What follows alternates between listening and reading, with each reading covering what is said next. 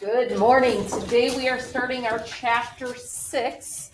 Chapter 6, we're going to be learning about creation. And we're going to be learning about how creation isn't just, how creation isn't just in Genesis at the beginning of time, how it's ongoing, and how it relates to us even today. So we have our reading guide that we're going to be working on. Today we are covering the introduction and why does evil exist. So we're covering two sections today. Let's open up our books to page 68. Page 68 in your religion book. So we are starting chapter 6 about creation. Think about the following: a falling star in the night sky, away from the city lights, a beaver building a dam, people doing good things for others, friends having fun together, a family gathering to celebrate a special occasion. Have these or similar events from everyday life ever made you recognize God's goodness? Have you ever wondered where everything that exists has come from? Have you ever wondered why you exist or where you come from? Do you sometimes question where the world is headed or where life is taking you? The first line of the Bible is a good place to begin looking for some answers. Genesis chapter 1 verse 1 proclaims that God created the heavens and the earth. Heaven and earth is a way of referring to the entire universe. This passage from Genesis tells us that God is the creator of all that exists. Everything depends on God. He created out of nothing and without help.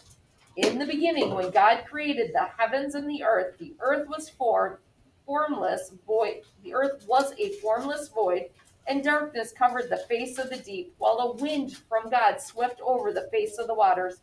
Then God said, "Let there be light," and there was light. Scientists work on figuring out the physical nature of the universe. This includes trying to determine how big it is, how old it is, and what chemicals make it up.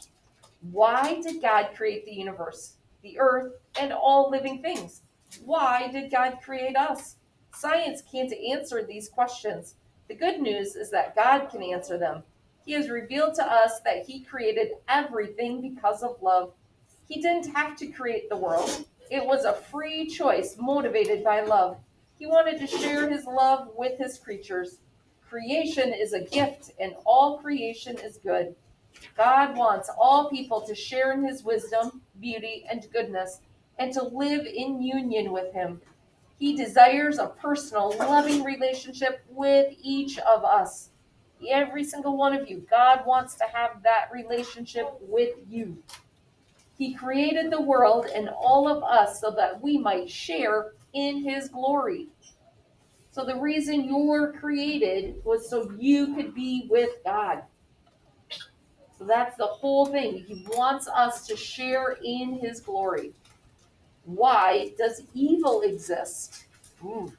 Wouldn't it be nice if we lived in the Garden of Eden where there was no evil? Wouldn't that just be wonderful? The things that help us recognize the goodness of God's creation are only parts of the reality we know. Our world includes evil too.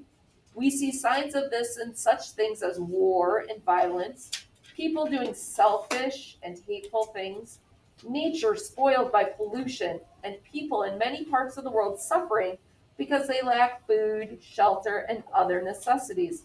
Why does evil exist when God created everything to be good? If you have ever wondered about this, you are not alone. We talked in the last chapter about Job and why do good things happen to bad people? Why is there evil in the world? Part of the mystery of creation is that God makes good things happen even in evil situations. This doesn't turn evil into goodness. It does, however, give us confidence that God would not allow an evil to happen if it were not possible for something good to come of it. We call that kind of finding the silver lining, finding the positives that are in the negatives. There's lots of examples of that happening. Even though we can expect to continue to struggle to understand why evil exists, we trust that we will fully understand God's plan after we die. We will see God face to face and come to understand his ways of guiding the world. So when we die, we're not going to fully understand God, all of that divinity, but we will understand his plan. So after we die is when we will understand his plan. Our trust and hope are rooted in Jesus Christ. His suffering and death on the cross, his execution were great evils, but that was not the end of the story. An amazing good followed. Jesus was raised from the dead and calls us to share in his new life. We know that the final end to evil has not yet happened, but we live in the faith that it will. At that time, God's plan for the world and for us will be fully realized. So think about 9/11. We watched that video about how when the Twin Towers came down and people were having to get off of Manhattan Island, all of those boats came to help. There was the good that came out of the bad. People stepped up. People were helping out people they didn't know. People were there for one another. So good came out of the evil. The planes running into the buildings was evil. People helping was the good. So whenever there is that great evil, there's good that comes from it. Let's think about it. We are called to be co-workers with God in the work of creation. What does this mean? Identify some examples of things people your age can do that help make the world around us what God wants it to be. So who can give me some answers to that? What are things that you, as a sixth grader, can do to help make the world a better place? Peyton? Don't throw trash on the ground. Yeah. Don't litter and clean up. If you see something on the ground, pick it up. So you can help clean up the environment. What else can you do, Mia? Not pollute. Not pollute. Nick? Be kind to the people inside the street. Be kind. Be kind to your friends. Be kind to your classmates. Be kind to strangers. Be kind. That is the best thing that you can do. Just be kind. Will? Don't be doing hateful, selfish. Yeah. Don't do the hateful, selfish things. Think about other people. Think about perspectives of other people. Okay, so you want to be thinking about others, not about yourself. When you only think of yourself, you're being selfish. You're not helping in God's creation. Think of others. Think about what they need. So with that, we are going to work on our introduction, matching the phrases with the best description, and giving 4 signs of the evil in our world that are mentioned in the text.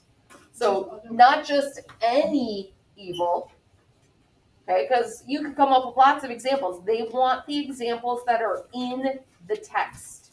So look back at what we read and use those answers for 1, 2, 3, and 4. It says give 4 signs. We don't have to put them in a complete sentence. If you want to just list them, you can just list them. So with that, I'm going to say goodbye to my friends at home, and we hope to see you soon.